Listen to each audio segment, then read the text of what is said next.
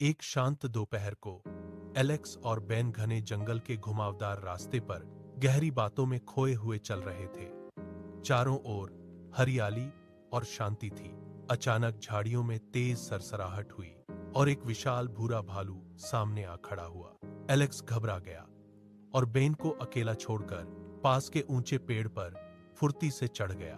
Ben के पास अब भागने का कोई रास्ता नहीं बचा था। बेन जमीन पर लेट गया और अपनी सांसें रोक ली।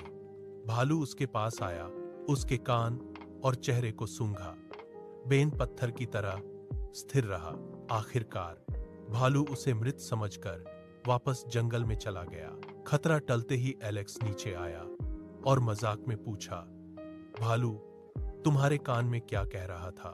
बेन ने सीधे उसकी आंखों में देखकर कहा, उसने कहा कि मुसीबत में अकेला छोड़ने वाले दोस्त पर कभी भरोसा मत करो।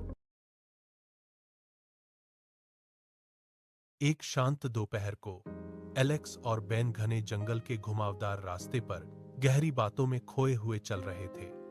चारों ओर हरियाली और शांति थी। अचानक झाड़ियों में तेज सरसराहट हुई और एक विशाल भूरा भालू सामने आ खड़ा हुआ।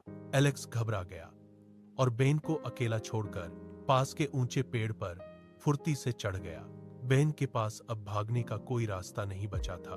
बेन जमीन पर लेट गया और अपनी सांसें रोक ली। भालू उसके पास आया, उसके कान और चेहरे को सूंघा। बेन पत्थर की तरह स्थिर रहा। आखिरकार भालू उसे मृत समझकर वापस जंगल में चला गया। खतरा टलते ही एलेक्स नीचे आया और मजाक में पूछा, भालू, तुम्हारे कान में क्या कह रहा था?